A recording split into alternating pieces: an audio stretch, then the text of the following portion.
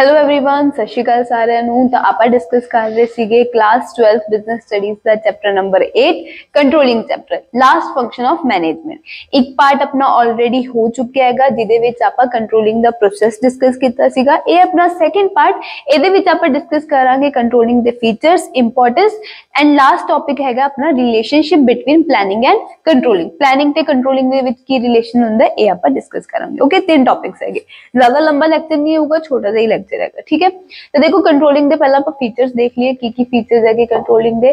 Features of controlling की कहते हैं।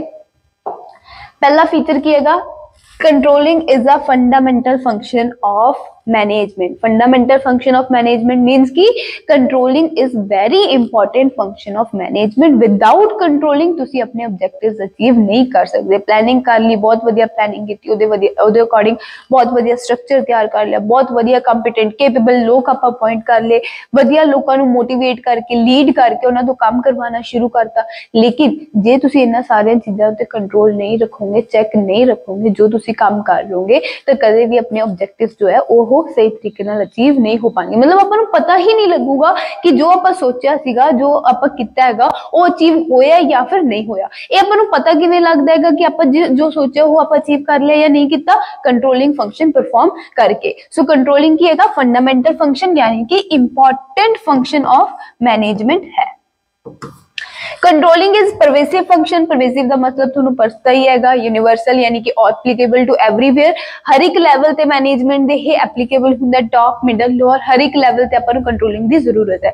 हर एक लैवल ऑफ मैनेजमेंट दे काम अलग अलग है ते ओदे अकॉर्डिंग आपां नूं कंट्रोलिंग भी करनी होगी। मोरओवर ना ही ये सिर्फ बिजनेस दे विच हुंदी है कि बिजनेस ऑर्गेनाइजेशन तो बाद भी जो तुहाडे ऑब्जेक्टिव्स है, जे तुसीं कोई ऑब्जेक्टिव सैट कर रहे होगे फिर उस ऑब्जेक्टिव नूं चेक आपां नूं करना ही पऊगा कि आपां ऑब्जेक्टिव अचीव कर लिया या फिर नहीं कर लिया, किथे अपने काम दे विच कमी सी, किथे आपां नूं एक्शन लैण दी लोड़ है। तो कंट्रोलिंग जो है हर एक जगह ते ही होगी। इवन की गेम्स स्पोर्ट्स दे विच भी कंट्रोलिंग की जाती है, चेक किया जाता है, अपनी परफॉर्मेंस आप चेक करते हैं। ठीक है, controlling is a continuous function. सारे फंक्शन की है मैनेजमेंट दे कंटीन्यूअस है, मैनेजमेंट कंटीन्यूअसली होंदी है, कंट्रोलिंग भी की है कंटीन्यूअसली ही होगी। आई नहीं है कि तुसीं एक बार चीज़ां चेक कर लिया मुड़ के ना करो, नहीं। जे तुसीं आपदे ऑब्जेक्टिव नूं अचीव करना चाहते होगे तो तुहानूं कंटीन्यूअस चेक रखना पऊगा चीज़ां ते परफॉर्मेंस ते कि काम हो रहा प्रॉपरली या फिर नहीं हो रहा। Controlling is both the beginning and the end of the process of management. Controlling जो है वो बिगिनिंग भी है। बिगिनिंग किवें हैगी? क्योंकि कंट्रोलिंग दे विच आपां पहला स्टेप पढ़ेगा सैटिंग स्टैंडर्ड।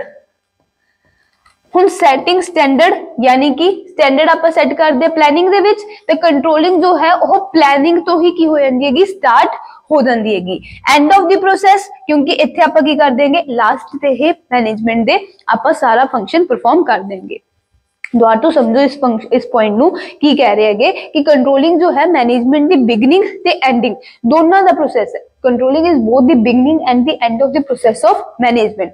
बिगिनिंग ते एंड किवें हैगी? हुण देखो कंट्रोलिंग तुसीं करोगे कदों? जदों काम हो जाऊगा या फिर काम जो शुरू हो गया उदों बाद आप चेक करांगे कि काम कितना होएगा। काम शुरू कित्थे हुंदा हैगा? डायरेक्टिंग, यानी कि डायरेक्टिंग होने तो बाद ही की होगी? कंट्रोलिंग होगी। डायरेक्टिंग होने तो बाद होगी यानी कि मैनेजमेंट दे प्रोसेस दा एंड पार्ट। बिगिनिंग क्यों है? क्योंकि कंट्रोलिंग कदों तो स्टार्ट हो जाती हैगी? स्टैंडर्ड सैट करन तो। स्टैंडर्ड किथे सैट होगा? प्लानिंग दे विच। ऑब्जेक्टिव आप प्लानिंग करदे हो तो सैट करके आने हैं, सो दैट मैनेज कंट्रोलिंग जो है वो मैनेजमेंट दे प्रोसेस दा एंड भी है ते बिगिनिंग भी है। एंड भी स्टार्ट हो जाता प्लानिंग दे नाल ही कंट्रोलिंग, ते खत्म होगा डायरेक्टिंग तो बाद जदों तुहाडा काम हो गया उस तो बाद। Controlling is related to results. Controlling दा सीधा सीधा रिलेशन किहदे नाल हैगा? रिजल्ट्स नाल रिलेशन हैगा। कंट्रोलिंग दे विच तुसीं की करदे होगे? एक्चुअल परफॉर्मेंस चेक करदे होगे, कितना रिजल्ट आया। तो देखो फिर रिलेशन किहदे नाल हैगा? एक्चुअल परफॉर्मेंस यानी कि रिजल्ट नाल की कीता, किवें कीता, कितना रिजल्ट आया, एक्चुअल परफॉर्मेंस नाल ये रिलेटेड हुंदी हैगी। चेक करांगे कितना आएगा, फिर उन्होंने कंपेयर करांगे। जे एक्चुअल रिजल्ट प्रॉपर ना आए फिर उन्होंने रिजल्ट नूं लैके आउण लई आपां करैक्टिव एक्शन लवांगे। तो यह है कंट्रोलिंग के 5 फीचर। सब तो पहला फीचर की कहता है कि कंट्रोलिंग सब तो इंपॉर्टेंट फंडामेंटल फंक्शन है। दूसरा फीचर की कहता है कंट्रोलिंग एक परवेसिव फंक्शन है। तीसरा फीचर की कहता है कॉन्टिन्यूअस फंक्शन है। चौथा फीचर कहता है both beginning and the ending of the management है। तो लास्ट फीचर कहता है यह रिलेटेड टू द रिजल्ट्स हुंदी है कंट्रोलिंग। समझ आ गए? इंपॉर्टेंस ऑफ कंट्रोलिंग की हैगी। हुण कंट्रोलिंग करनी क्यों जरूरी है? ਅਕੰਪਲਿਸ਼ਿੰਗ ਆਰਗੇਨਾਈਜੇਸ਼ਨਲ ਗੋਲਸ। ਕੰਟਰੋਲਿੰਗ ਕਰਨੀ ਇਸ ਲਈ ਜ਼ਰੂਰੀ ਹੈਗਾ, ਜੇ ਤੁਸੀਂ ਆਪਣੇ ਆਰਗੇਨਾਈਜੇਸ਼ਨਲ ਗੋਲਸ ਨੂੰ ਅਚੀਵ ਕਰਨਾ ਚਾਹੁੰਦੇ ਹੋਗੇ ਤਾਂ ਉਹਦੇ ਲਈ ਤੁਹਾਨੂੰ ਕੰਟਰੋਲਿੰਗ ਕਰਨੀ ਪਊਗੀ। ਤੁਹਾਨੂੰ ਚੈੱਕ ਰੱਖਣਾ ਪਊਗਾ ਕਿ ਕੰਮ ਹੋ ਰਿਹਾ ਪ੍ਰੋਪਰ ਜਾਂ ਫਿਰ ਨਹੀਂ ਹੋ ਰਿਹਾ। ਜੇ ਨਹੀਂ ਹੋ ਰਿਹਾ ਤੇ ਨਾਲ ਦੀ ਨਾਲ ਕੀ ਲੈਣਾ ਹੈਗਾ, ਕਰੈਕਟਿਵ ਐਕਸ਼ਨ, ਤਾਂ ਕਿ ਜੋ ਆਪਣੇ ਆਰਗੇਨਾਈਜੇਸ਼ਨਲ ਆਬਜੈਕਟਿਵਸ ਉਹਨਾਂ ਨੂੰ ਆਪਾਂ ਅਚੀਵ ਕਰ ਸਕੀਏ। ਆਰਗੇਨਾਈਜੇਸ਼ਨਲ ਗੋਲਸ ਨੂੰ ਅਕੰਪਲਿਸ਼ ਕਰਨ ਲਈ, ਅਚੀਵ ਕਰਨ ਲਈ ਕੰਟਰੋਲਿੰਗ ਕਰਨੀ ਜ਼ਰੂਰੀ ਹੈ। ਜਜਿੰਗ ਐਕੂਰੇਸੀ ਆਫ ਸਟੈਂਡਰਡਸ, ਜੋ ਤੁਸੀਂ ਸਟੈਂਡਰਡ ਸੈੱਟ ਕੀਤਾ ਹੈ ਉਹਦੀ ਤੁਸੀਂ ਐਕੂਰੇਸੀ ਚੈੱਕ ਕਰ ਸਕੋ, ਇਹਦੇ ਲਈ ਵੀ ਕੰਟਰੋਲਿੰਗ ਜ਼ਰੂਰੀ ਹੈ। ਹੁਣ ਐਕੂਰੇਸੀ ਸਟੈਂਡਰਡ ਦੀ ਆਪਾਂ ਕਿਵੇਂ ਚੈੱਕ ਕਰਾਂਗੇ, ਦੇਖੋ ਆਪਾਂ ਕੰਟਰੋਲਿੰਗ ਪ੍ਰੋਸੈਸ ਦਾ 4th ਪੁਆਇੰਟ ਪੜਿਆ ਸੀਗਾ, ਐਨਾਲਾਈਜ਼ਿੰਗ ਡੈਵੀਏਸ਼ਨ। ਐਨਾਲਾਈਜ਼ਿੰਗ ਡੈਵੀਏਸ਼ਨ ਦੇ ਵਿੱਚ ਆਪਾਂ ਡੈਵੀਏਸ਼ਨ ਕਿਵੇਂ ਐਨਾਲਾਈਜ਼ ਕਰਦੇ, ਉਹਦੇ ਲਈ ਆਪਾਂ ਕੁਝ ਚੀਜ਼ਾਂ ਦੇਖਦੇ ਹੈਗੇ, ਕੁਝ ਚੀਜ਼ਾਂ ਸਟੱਡੀ ਕਰਦੇ ਹੈਗੇ। ਕੀ ਚੀਜ਼ਾਂ ਸਟੱਡੀ ਕਰਦੇ, ਸਭ ਤੋਂ ਪਹਿਲਾਂ ਤਾਂ ਆਪਾਂ ਦੇਖਦੇ ਹੈਗੇ ਕਿ ਇਜ਼ स्टैंडर्ड बीइंग अटेन्ड, की स्टैंडर्ड अपना अटेन हो चुके हैं। जे स्टैंडर्ड अटेन नहीं हुंदा फिर आप देखते हैं कि इज डेविएशन एक्सेप्टेबल, की जो फर्क आएगा वो एक्सेप्टेबल है, डेविएशन टॉलरेंस लिमिट दे अंदर फर्क आया या उदू वध बियॉन्ड जाके डेविएशन आएगी, फिर वो आप देखांगे। जे डेविएशन टॉलरेंस लिमिट तो ज्यादा डेविएशन आ जाता है, ज्यादा फर्क आ जाता है, फिर थर्ड पे आप देखते हैं कि इज स्टैंडर्ड एक्सेप्टेबल, कि जो तुसी स्टैंडर्ड सैट किया सीगा वो एक्सेप्टेबल है, वो सही सैट किया सी या फिर नहीं किया सी। जे तो स्टैंडर्ड सही हैगा फिर आप डेविएशन नु सही कर देंगे, जे स्टैंडर्ड सही नहीं हुंदा फिर आप की करदे स्टैंडर्ड नु रिवाइज कर देंगे। तो इस तरह नाल कि थोड़ा जो स्टैंडर्ड है वो एक्यूरेट सही सीगा या नहीं सीगा, जो तुसी टारगेट सोचा सीगा वो पॉसिबल सीगा परफॉर्म करना या नहीं सीगा, एक्यूरेसी सीगी ਉਹਦੇ ਵਿੱਚ ਜਾਂ ਨਹੀਂ, ਇਹ ਚੀਜ਼ ਆਪਾਂ ਚੈੱਕ ਕਰਦੇ ਹੈਗੇ ਕੰਟਰੋਲਿੰਗ ਦੇ ਵਿੱਚ। ਕੰਟਰੋਲਿੰਗ ਦੇ 4th ਪੁਆਇੰਟ ਐਨਾਲਾਈਜ਼ਿੰਗ ਡੈਵੀਏਸ਼ਨ ਦੇ ਵਿੱਚ। ਸੋ ਸਟੈਂਡਰਡਸ ਦੀ ਐਕੂਰੇਸੀ ਚੈੱਕ ਕਰਨ ਲਈ ਵੀ ਤੁਹਾਨੂੰ ਕੰਟਰੋਲਿੰਗ ਕਰਨੀ ਪਊਗੀ। Making efficient use of resources, controlling दे विच बेसिकली तुसी सारी चीज़ां ते चेक रख रहे हो कि जो भी अपने एक्चुअल रिसोर्सेज है सारे आपां की करिए प्रॉपरली यूज करिए, ऑप्टिममली यूज करिए, वेस्टफुल एक्टिविटीज जो है वो घट हो। जे ऑप्टिममली सारे रिसोर्सेज यूज होंगे, वेस्टेज घट होगी तो उहदे नाल आपां होर छेती अपने जो ऑर्गेनाइजेशनल ऑब्जेक्टिव्स है उन्हां नूं अचीव कर पावांगे। ते कंट्रोलिंग करन दा मेन पर्पस यही हुंदा है कि आपां ये इंश्योर कर सकीए कि जिहड़े भी रिसोर्सेज है उन्हां दा एफिशिएंट यूज होवे। इंप्रूविंग इंप्लॉय मोटिवेशन, हुण देखो आप पढ़िया सीगा मोटिवेशन भी दो तरह की होंदी है, पॉजिटिव ते नेगेटिव। प्यार नाल भी तुसी कुछ चीज दे के उन्हां नूं मोटिवेट कर सकदे हो, किसी चीज दा लालच दे के, ते डंडे दे जोर नाल भी स्ट्रिक्टली भी तुसी उन्हां नूं मोटिवेट कर सकदे हो, इनकरेज कर सकदे हो काम करन दी। ते हुण इत्थे की हैगा, चेक रख रहे होंगे, जदों तुसी सारे काम ते चेक रखोगे, सारे इंप्लॉयज दे काम ते भी चेक रहूगा, कौन काम कर रहा है, कौन प्रॉपरली काम नहीं कर रहा, सारी चीज़ां आपां देखांगे तो इहदे नाल भी इंप्लॉयज जो है वो इनकरेज रहंदे हैं, मोटिवेटेड रहंदे हैं काम करन लई, क्योंकि उन्हां नूं पता हैगा कि कंट्रोलिंग कीती जाऊगी, साडा काम चेक होऊगा तो पता चल जाऊगा कि असीं एफिशिएंटली काम कीता या फिर नहीं कीता। जे एफिशिएंटली काम नहीं करांगे तो साडे अगेंस्ट एक्शन लिता जा सकदा हैगा। तो कंट्रोलिंग करन नाल इंप्लॉयज भी मोटिवेटेड रहंदे हैं काम करन लई। जे तुसी रेगुलरली चेक मेनटेन रख दोगे तां, जे तुसी चेक ही नहीं करते फिर वो आपकी मर्जी नाल जिवें मर्जी काम करी जाणगे। इंश्योरिंग ऑर्डर एंड डिसिप्लिन, वही जे तुसी सारी चीज़ां कंट्रोल करोगे, रिसोर्सेज दी वेस्टेज घट जाऊगी, ऑप्टिमम यूटिलाइजेशन होगी, इंप्लॉयज मोटिवेटेड रहेंगे तो ऑर्गेनाइजेशन दे विच ऑर्डर ते डिसिप्लिन तुसी मेनटेन कर सकते हो। ऑर्डर मेनटेन कर सकते हो कि हर एक बंदा आपदा काम कर रहा है, हर एक चीज़ आपकी जगह ते पई हैगी ते टाइमली सारी चीज़ां हो रही हैं without any wastage. Facilitating coordination in action, coordination establish करने विच भी आपां नूं हेल्प करदा हैगा।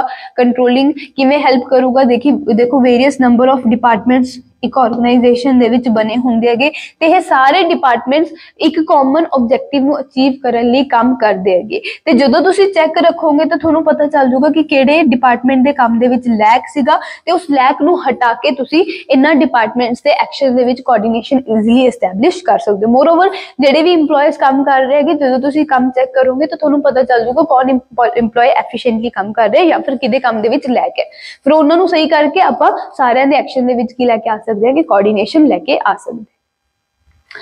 समझ आ गई पॉइंट्स की है कि कंट्रोलिंग करनी क्यों जरूरी है कि आपां नूं सब तो पहला कि आपां ऑर्गेनाइजेशनल ऑब्जेक्टिव अचीव करने ता जरूरी है। कंट्रोलिंग करके आप स्टैंडर्ड्स की एक्यूरेसी चेक कर सकते हैं, रिसोर्सेज नूं एफिशिएंटली यूज कर सकते हैं, इंप्लॉयज नूं मोटिवेट कर सकते हैं, ऑर्डर डिसिप्लिन मेनटेन कर सकते हैं, last one is coordination establish करने दे विच भी आपां नूं हेल्प मिलती हैगी। क्लियर। नेक्स्ट लास्ट टॉपिक है अपना relationship between planning and controlling. Planning ते कंट्रोलिंग दे विच की रिलेशन हुंदा है।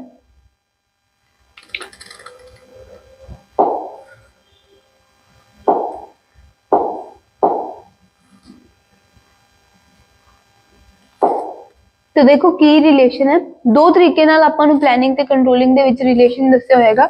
एक च दस्सिया होया interdependence between planning and controlling, दूसरे च दस्सिया होएगा difference between planning and controlling. हुण इंटरडिपेंडेंस दे विच की क्या होएगा कि प्लानिंग ते कंट्रोलिंग जो है वो एक दूजे ते डिपेंडेंट है, एक दूजे तो बिना यह दोनों अधूरे है। किवें देखो, प्लानिंग इज मीनिंगलैस विदाउट कंट्रोलिंग, जे तुसीं कंट्रोल नहीं करते तो प्लानिंग का कोई मीनिंग नहीं रह जाता।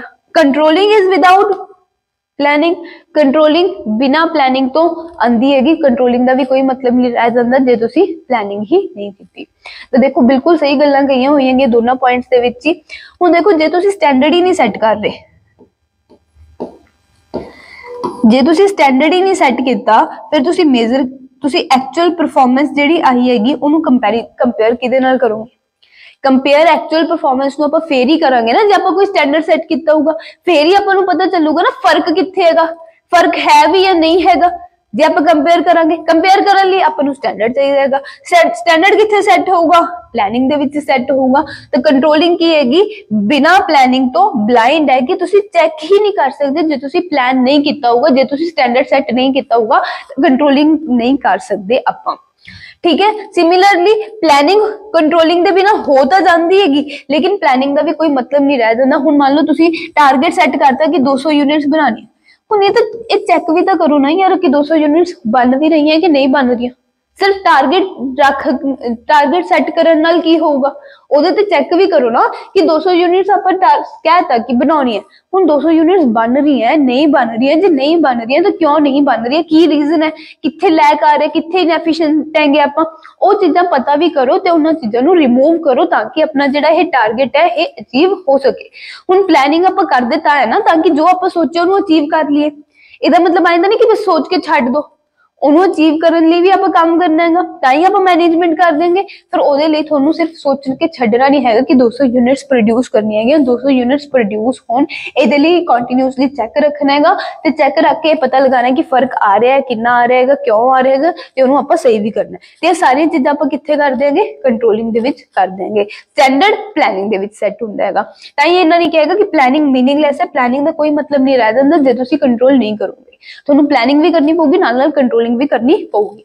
ਤੁਸੀਂ ਦੇਖੋ ਯਾਰ ਪਲੈਨਿੰਗ ਦੇ ਪ੍ਰੋਸੈਸ ਦੇ ਵਿੱਚ ਵੀ ਆਪਾਂ ਇਹ ਪੜਿਆ ਸੀਗਾ follow up action last step, ਕਿ ਪਲੈਨਿੰਗ ਦੇ ਵਿੱਚ ਵੀ ਤੁਸੀਂ ਨਾਲ ਨਾਲ ਕੀ ਲੈਣੇ ਰਹਿੰਦੇ ਹੋ? ਫੋਲੋ ਅਪ ਐਕਸ਼ਨ ਲੈਣੇ ਰਹਿੰਦੇ ਹੋ, ਕਿ ਚੈੱਕ ਰੱਖਦੇ ਰਹਿੰਦੇ ਹੋ ਕਿ ਪਲੈਨਿੰਗ ਜੋ ਸੋਚੀਏਗੀ ਉਹਦੇ ਅਕੋਰਡਿੰਗ ਕੰਮ ਹੋਊਗਾ ਕਿ ਨਹੀਂ ਹੋਊਗਾ, ਹੋ ਰਿਹਾ ਜਾਂ ਨਹੀਂ ਹੋ ਰਿਹਾ।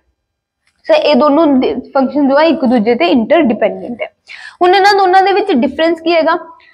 Planning is looking ahead whereas controlling is looking back. हुण प्लानिंग दे विच तुसीं फ्यूचर बारे सोचदे हो की करना फ्यूचर च, तां लुकिंग अहेड यानी कि planning is futuristic. Controlling is looking backward, controlling दे विच तुसीं कंपैरिजन करदे हो एक्चुअल परफॉर्मेंस दा किहदे नाल? जिहड़ा तुसीं पास्ट दे विच प्लान बना के आए हो ओहदे नाल। तो कंट्रोलिंग की हैगी लुकिंग बैकवर्ड है ते प्लानिंग की हैगी लुकिंग अहेड हैगी। हुण इहदा उल्टा भी हुंदा है, उल्टा की हुंदा हैगा? Planning is looking backward, planning looking backward भी होंगी हैगी and controlling जो है वो looking फॉरवर्ड भी होंगी हैगी। वो किवें होंगी हैगी? हुण प्लानिंग लुकिंग बैकवर्ड किवें हैगी? क्योंकि प्लानिंग लुकिंग बैकवर्ड इसलिए हैगी जदों भी तुसीं प्लान बनाने होगे तो तुसीं उदों प्लान बनाते वक्त सारियां चीज़ां रिसर्च करदे हो, पिछे आपां की सोचा सी, किवें काम होया, पिछला जो आपां ऑब्जेक्टिव सोचा सी वो अचीव होया कि नहीं होया, जे नहीं होया तो उहदे पिछे की रीजन सीगा, क्यों नहीं आपां वो अचीव कर पाए। तो जदों भी आपां नवां प्लान बनाने हैगे आपां सारियां चीज़ां कंसीडर करके ही आपां प्लानिंग कर देंगे कि पिछली बारी अपने तो की गलती रहेगी, कित्थे कमी रहेगी, कि अपने प्लान दे विच कमी सीगी, स्टैंडर्ड सही सीगा नहीं सीगा। जदों भी प्लान बनदा गया सारियां चीज़ां देख के नवी बिजनेस इन्वायरमेंट दे विच की चल रहा सारियां चीज़ां स्टडी करके सारियां चीज़ां एनालाइज करके ही एक प्लान बनाया जाता है। So that planning is also looking backward, कि प्लान करते हुए तुसीं आपदे पिछे पास्ट एक्सपीरियंस नूं भी चेक करोगे। Similarly controlling is looking forward, controlling looking forward क्यों किया गया? क्योंकि कंट्रोल तुसी क्यों कर रहे हो? ताकि फ्यूचर दे विच जो थोड़े प्लान तुसी ताकि फ्यूचर दे विच अपने जो ऑब्जेक्टिव्स है वो अचीव कर हो सकन। हुण जिवें मान लो कि मैं नाल दी नाल आपदे परफॉर्मेंस नूं चेक कर रही हां कि कितना काम हो रहा है कितना काम नहीं हो रहा, ओदे पिछे रीजन की हैगा ताकि जदों मैं ऑब्जेक्टिव अचीव करना हैगा फ्यूचर दे विच वो मेरा अचीव हो जाए। ਤਾਂ ਪਲੈਨਿੰਗ ਤੇ ਕੰਟਰੋਲਿੰਗ, ਪਲੈਨਿੰਗ ਲੁਕਿੰਗ ਅਹੈਡ ਵੀ ਹੁੰਦੀ ਹੈ, ਪਲੈਨਿੰਗ ਲੁਕਿੰਗ ਬੈਕਵਰਡ ਵੀ ਹੁੰਦੀ ਹੈ, ਕੰਟਰੋਲਿੰਗ ਲੁਕਿੰਗ ਬੈਕ ਵੀ ਹੁੰਦਾ ਤੇ ਕੰਟਰੋਲਿੰਗ ਲੁਕਿੰਗ ਫॉरवर्ड भी ਹੁੰਦਾ। क्यों ਹੁੰਦਾ पता लग गया कि कंट्रोलिंग ਆਪਾਂ ਕਰਦੇ ਹੀ ਇਸ ਪਰਪਸ ਨਾਲ कि फ्यूचर ਦੇ ਵਿੱਚ ਆਪਣੇ गोल्स अचीव हो जाए। Clear? Next is planning is first function and controlling is the last function of management. हाँ ये तो अपन पता ही हैगा डिफरेंस, प्लानिंग फर्स्ट फंक्शन ਹੁੰਦਾ मैनेजमेंट ਦਾ ਤੇ कंट्रोलिंग लास्ट फंक्शन ਹੁੰਦਾ। सो बस इन्ना छोटा जा सिंपल जा सौखा जा टॉपिक सीगा अपना अज दा कंट्रोलिंग दा, ते इहदे नाल ही अपना कंट्रोलिंग चैप्टर कंप्लीट होया। हुण अपने +2 बिजनेस दा पार्ट ए जो है वो कंप्लीटली कंप्लीट हो चुके, सारे 8 दे 8 चैप्टर्स हो गए ते ये वीडियो भी आजकल च अपलोड हो जूगी। ठीक है, ते तुसी देख लियो ते क्लीयर होगी गल। पार्ट ए अपना सारा हो गया। पार्ट बी दे विचों भी 2 चैप्टर अपने होए हुए है, 9वां ते 12वां, 10वां ते 11वां। 10वां 11वां चैप्टर बच्चा अपना financial market and marketing management. Financial market live lectures हो गए लेकिन वीडियो अपलोड नहीं हुई, जल्दी होगी वीडियो भी अपलोड हो जूगी। हुण कोई भी डाउट होया इस चैप्टर दे विचों, कोई भी क्वेरी हुई, please comment down your queries. I will try कि मैं थोड़ी सारी क्वेरीज सॉल्व कर पावां। एंड हाँ, जे तुहानूं साडे लेक्चर्स वधिया लगदे है कि तुहानूं बिजनेस समझ आ रही है कुछ भी थोड़ी बहुत भी, तो please do like and share and subscribe our channel. ते मिलते हैं नेक्स्ट लेक्चर दे विच। ते नेक्स्ट लेक्चर दे विच तुहानूं पता है आपां कोई नवा चैप्टर शुरू करांगे फाइनेंशियल मार्केट या फिर मार्केटिंग मैनेजमेंट दे विचों कोई भी। Okay then, have a good day.